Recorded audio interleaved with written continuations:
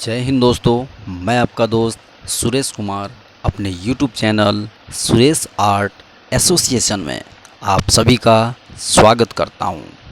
साथियों, यदि आप सचमुच में इंग्लिश बोलना चाहते हैं या सीखना चाहते हैं तो यह वीडियो सिर्फ़ और सिर्फ आपके लिए है।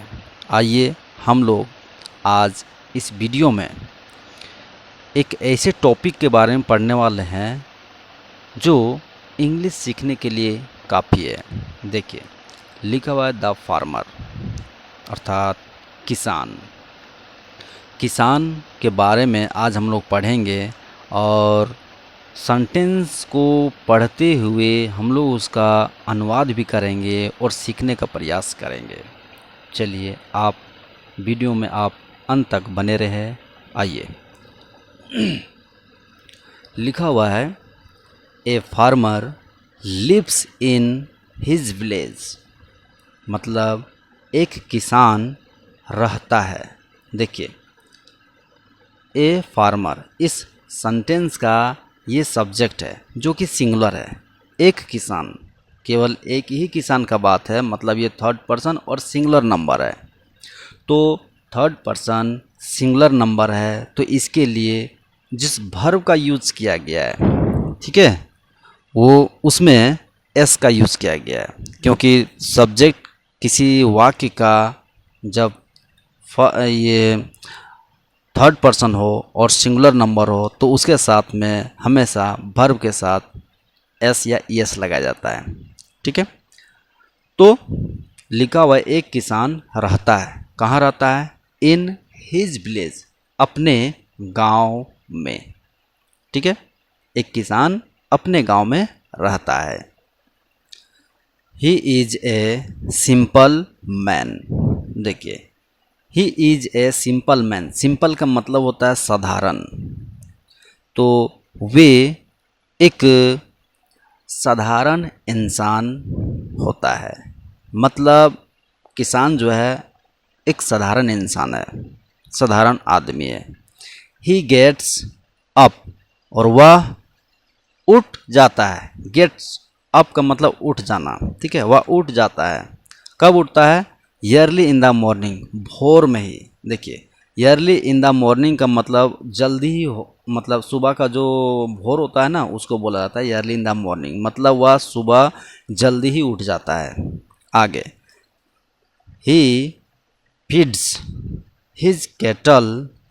देखिए, लिखा हुआ है वह फीड्स, मतलब खिलाता है। देखिए, थर्ड पर्सन सिंगुलर नंबर है तो इसके साथ में जो वर्ब है इसके साथ में एस लगा हुआ है। ठीक है, तो वह खिलाता है।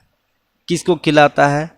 His cattle. कैटल का मतलब होता है मवेशी। देखिए, इसका हिंदी भी लिखा हुआ है मवेशी, अर्थात जानवर होते हैं। ठीक है, तो वह अपने मवेशियों को या अपने जानवरों को खिलाता है। जो भी उसका भोजन होगा, जानवरों का घास या जो भी होगा वो खिलाता है।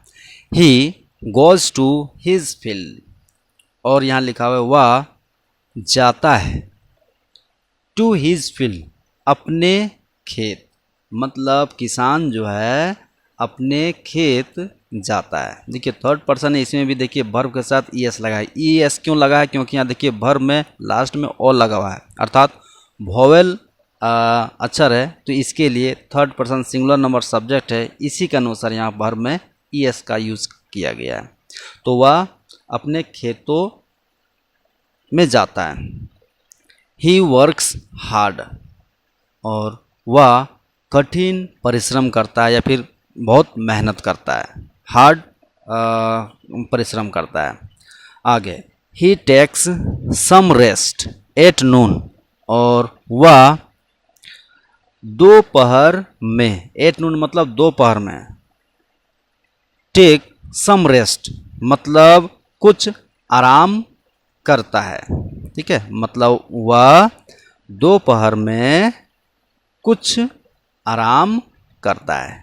टेक्स सम रेस्ट मतलब कुछ आराम करना। ठीक है, वह कुछ आराम करता है दोपहर को। He is busy in the evening, और वह व्यस्त होता है। कब व्यस्त होता है या कब व्यस्त रहता है? इन द इवनिंग, शाम में। शाम में भी वह व्यस्त रहता है। आगे टू लिखा हुआ है मतलब शाम को भी व्यस्त रहता है। The farmer gives us grains. अब यहाँ लिखा हुआ है किसान जो है गिव्स देता है, अस हम लोगों को, किसान हम लोगों को देता है। क्या देता है? ग्रेन्स। देखिए ब्रैकेट में लिखा हुआ है ग्रेन्स का मतलब होता है अनाज। अनाज में कुछ भी हो सकता है, चावल, गेहूँ और बहुत सारा ऐसा फसल है जो कि वो किसान हम लोगों को फसल उगा करके वो देता है। आगे he is the backbone of our country, अर्थात वे रीढ़ की हड्डी होते हैं। बैकबोन का मतलब होता है रीढ़ की हड्डी। वे रीढ़ की हड्डी होते हैं ऑफ आवर कंट्री, हमारे देश का। देखिए किसान यदि हमारे देश में हैं और अगर वो मेहनत कर रहे हैं तो उनकी उगाए हुए फसल ही हम लोग खाते हैं और हम लोग अपना जीवन निर्वाह करते हैं। इसीलिए किसान को बैकबोन का दर्जा दिया गया है कि यह देश का क्या होते हैं, तो रीढ़ की हड्डी होते हैं। चलिए आगे बढ़ते हैं हम लोग।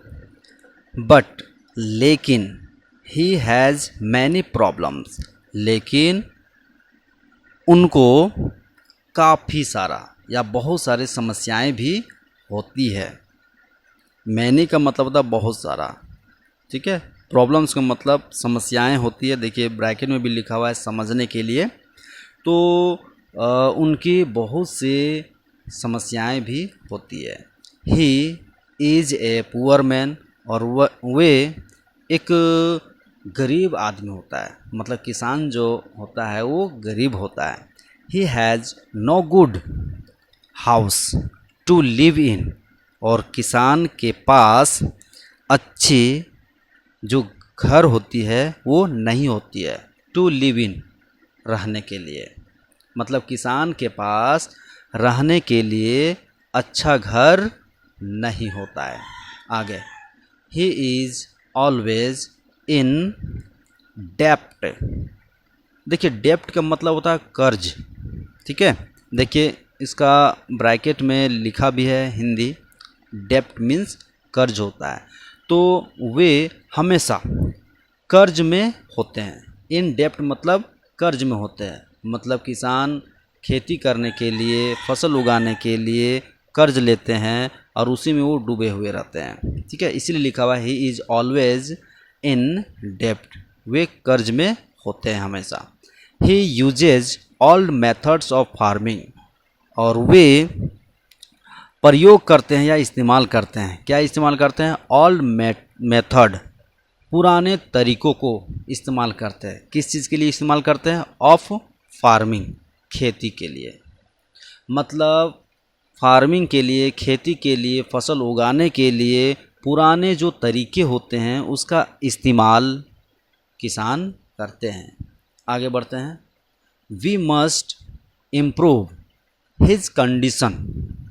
अब यहाँ लिखा हुआ है क्या कि हम लोगों को उनके जो स्थिति परिस्थिति है, उनकी जो कंडीशन है, ठीक है, सुधार करनी चाहिए।